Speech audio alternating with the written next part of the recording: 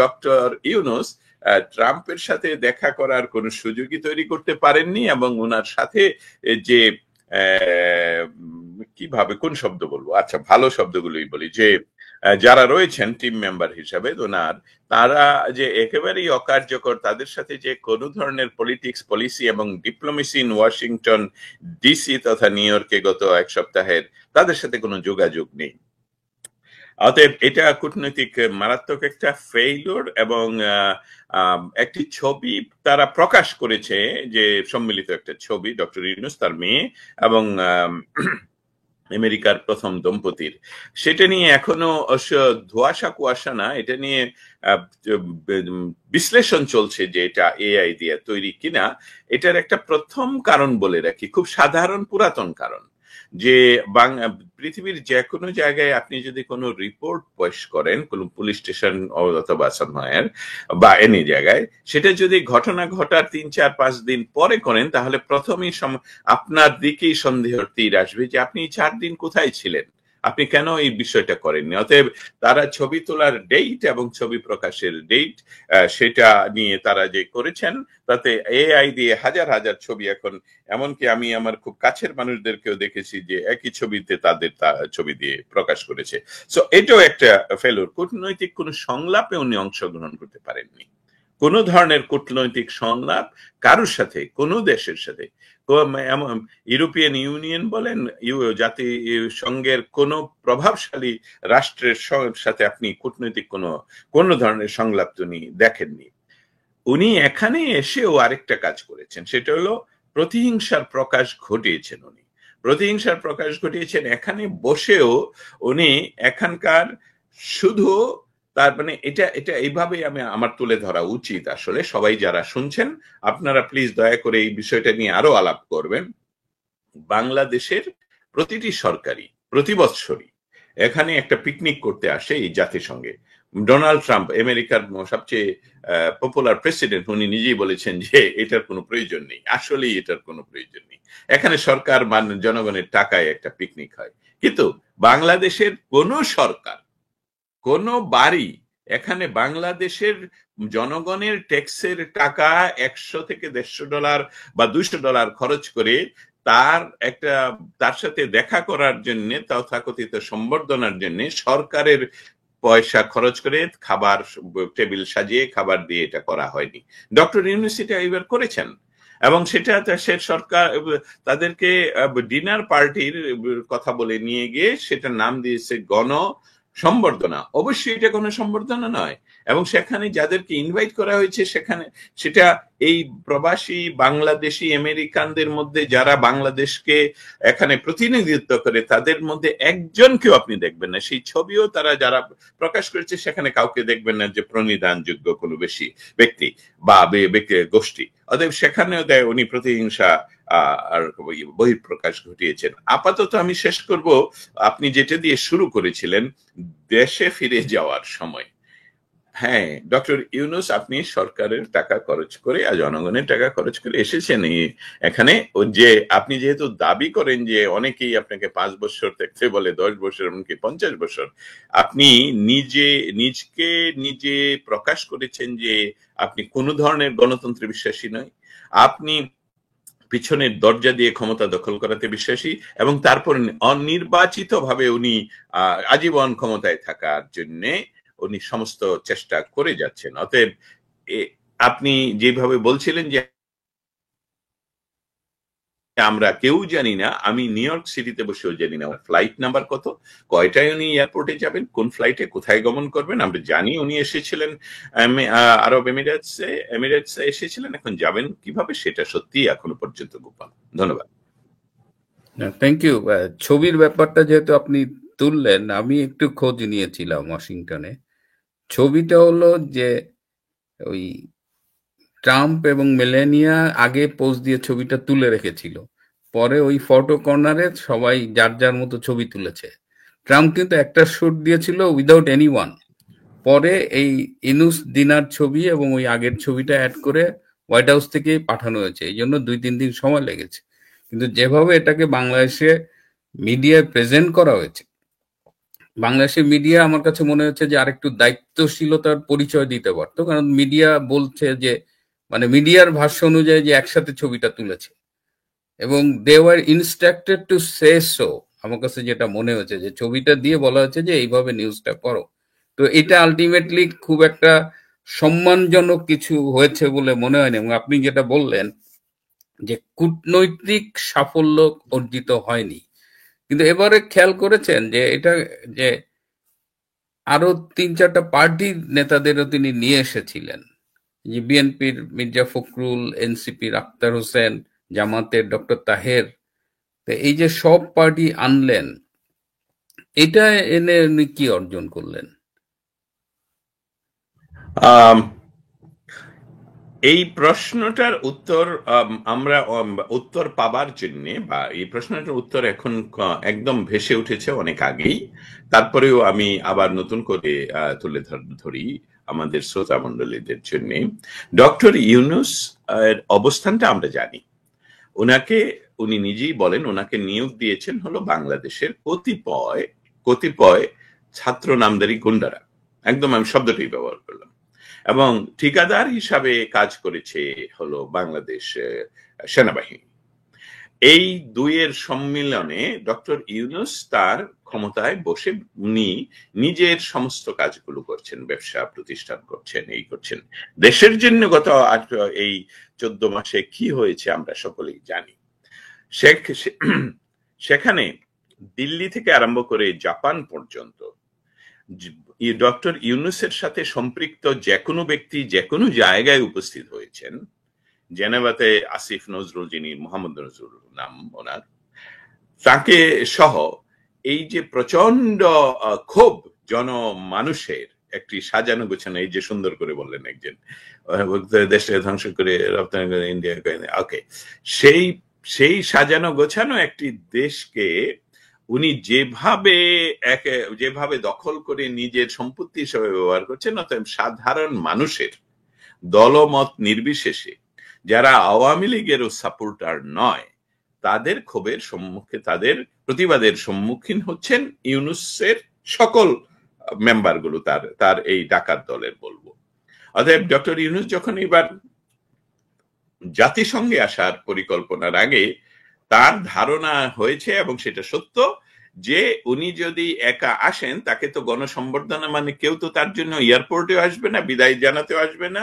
তথাপি তার উপদেষ্টারা যদি কোথাও বের হয় সেখানে গণরোষের সৃষ্টি হবে, এবং তাই কিন্তু ঘটেছে। তা থেকে একটি বৃহত্তর রাজনৈতিক দল যেমন জাতীয়তাবাদী দল, তাদেরকে যদি ওনার সাথে নিয়ে আসতে পারেন, জাতীয়তাবাদী দলের লিডার আসলে সাধারণতই বিএনপির মানুষেরা এয়ারপোর্টেও যাবে এবং বিভিন্ন জায়গায় উপস্থিত থাকবে, এবং ক্লেশটা তারা তৈরি করবে আসলে বিএনপি এবং আওয়ামী লীগের মাঝে ভুলে যাবে যে ডক্টর ইউনূসের তো কোনো কিছু হয়নি। এই খেলাটা উনি খেলেছেন, এবং সেখানে এই ট্র্যাপে পাও দিয়েছেন আমাদের বিএনপির সিনিয়র লিডার, আপনারা জানেন, মহাসচিব। তাতে করে কি হলো, ডক্টর ইউনূস যে চেষ্টাটা চালিয়েছিলেন তার কিছুটা বহিঃপ্রকাশ ঘটেছে, বিচ্ছিন্ন ঘটনা ঘটেছে। যেমন ডক্টর এয়ারপোর্টে মির্জা ফখরুলকে আওয়ামী লীগের লিডার একা পেয়েও তাকে অপমান করেননি, কিন্তু জাতিসংঘের সামনে ভার্জিনিয়া আওয়ামী লীগের সভাপতি জিয়াই রাসেল বাঙালি দেখে সেই জায়গায় ঢুকে পড়ার পর, যেটা ভুল জায়গা, এটা বিএনপির অবস্থান ছিল, সেখানে তাকে আহত করা হয়, তাকে প্রচন্ড আক্রমণ করা হয়, ফিজিক্যাল টর্চার করা হয়, এবং সেসবগুলো ভিডিওতে দেখা যায়। এবং সরকার সেটাকে প্রকাশ করে, বিএনপির চেয়ে সরকার সেটাকে প্রকাশ করে যে বিএনপি প্রচন্ড মার দিয়েছে আওয়ামী লীগকে। এইটা ছিল তাদের ডক্টর ইউনূসের শেয়াল বুদ্ধির মৌলিক পরিকল্পনা, এবং সেই পরিকল্পনায় আমি বলবো কিছুটা সাকসেস উনি হয়েছেন। কিন্তু সার্বিকভাবে যেই দলটির প্রচন্ড ক্ষতি হয়েছে, সেই দলটির নাম হলো জাতীয়তাবাদী দল বা বিএনপি। কারণ যেইভাবে বিএনপির মহাসচিব ওনাকে প্রেজ করেছেন যে তার চেহারায় নাকি জিয়াউর রহমানের প্রতিচ্ছবি উনি দেখছেন, আমি খারাপ ভাবে ইঙ্গিত করতে চাইনি, এটা সঠিক নয়। এবং এই সঠিক নয় এই অর্থে উনি সব যা বলবে এটা ওনার ব্যাপার, আমি কে বলার সঠিক নয়। এতে করে ডক্টর ইউনূসের শিয়াল বুদ্ধির কাছে আমাদের মির্জা ফখরুল পরাজিত, এমনকি বিএনপি পরাজিত, এবং আগামী নির্বাচনে এর প্রতিফলন ঘটবে। এটাই ছিল তার মৌলিক লক্ষ্য। আরো কিছুটা শোনা যায়, কিন্তু সেই ধরনের কোনো কূটনৈতিক মিটিং এর কথা, সভার কথা বা পরিকল্পনার কথা আমরা শুনিনি, দেখিনি। এখানে অবস্থান করেছিলাম কিন্তু জানতে পারিনি, দেখা যায়নি, জানি না ইন্টারনালি কিছু ঘটেছে কিনা। সেটা ছিল নাকি ধারণা করা হচ্ছিল যে জাতীয়তাবাদী দল এবং জামায়াতে ইসলামকে নিয়ে ডক্টর ইউনূস ট্রাম্পের বা ট্রাম্প প্রশাসনের সাথে কোনো একটি মৌলিক চুক্তিতে আসবেন আগামী নির্বাচন এবং নির্বাচনোত্তর সরকার নিয়ে, এবং সেই সকল বিষয়ে আলাপ হয়েছে বলে আমরা সংবাদ পাইনি। ধন্যবাদ।